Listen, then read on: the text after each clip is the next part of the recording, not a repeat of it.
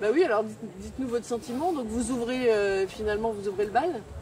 Ouais, quelque chose comme ça. C'est super sympa de leur part d'avoir pensé aux vieux de chez Vieux, qui sont venus en chaise roulante motorisée pour inaugurer le DJing ici. Ouais, ça nous fait très plaisir, absolument.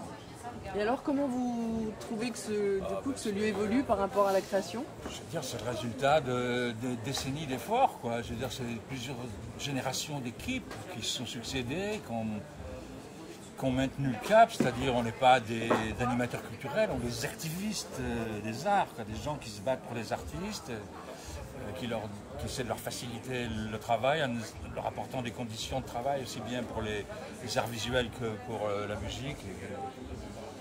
C'est super émouvant, hein, c'est comme ça, oui. Voir cet endroit, ce qu'il est devenu, voilà, 25-26 ans après. Comment ça? Ça fait plus de 30 ans. 30 ans? Bien sûr. Le temps passe. Vous avez un sentiment de fierté quand même quand vous voyez justement que ça évolue? On n'est pas trop accessible à ce genre de choses-là. Il vaut mieux du plaisir. Non, mais au sens fierté, pas. On est vachement content qu'il n'y ait pas des petits jeunes, parce que oui, c'est important que le lieu perdure au-delà des générations et en gardant le cap quand même. Moi, honnêtement, je comprends pas la moitié du programme qui est fait ici. Et je trouve que c'est vraiment important de ne pas comprendre les gens de ma génération. On ne peut pas être spécialiste en tout toute sa vie. Donc ça, c'est... Non, sinon on ne serait pas venu. Hein. Si ça ne nous plaisait pas, ce qui se passe ici, on ne serait pas venu. Oui, tout à fait. Ça fait plaisir de voir un outil comme ça qui va être mis au service des artistes. Quand on pense qu'on a intégré cet endroit, c'était un entrepôt de bidets et de baignoires, et qu'il nous fallait 2-3 mois pour l'ouvrir. On n'avait pas de quoi payer le loyer, et puis tout ça a évolué. Mes enfants sont là aujourd'hui.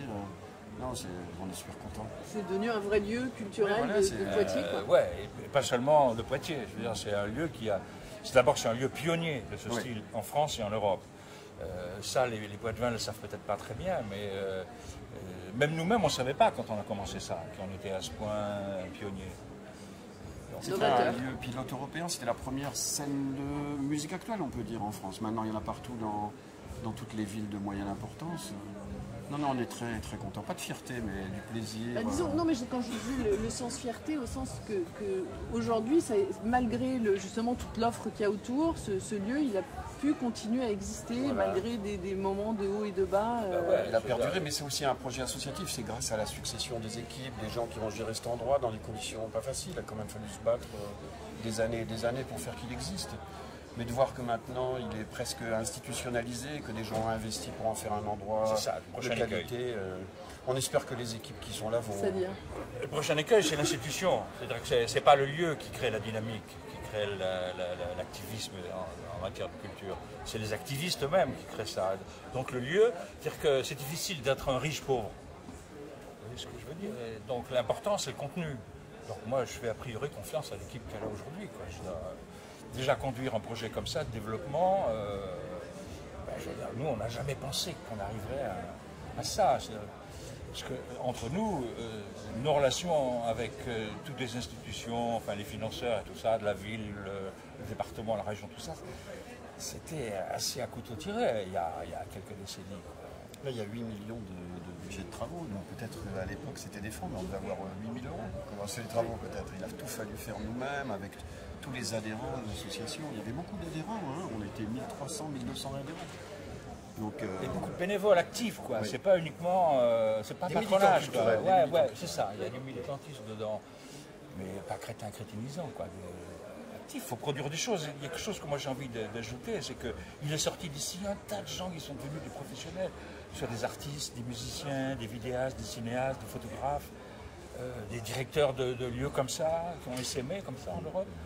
Moi, ça, c'est... Enfin, j'aime pas trop dire je suis fier, mais ça, j'aime bien que ça ait servi aussi à donner des idées à des gens qui pouvaient récupérer une vraie autonomie et être actifs quelque part ailleurs et s'aimer, quoi. Parce que qu'est-ce qu'on peut faire? Nous, on voulait amener la mer à Poitiers. On n'a pas réussi, quoi. Mais en gros, c'était ça le programme.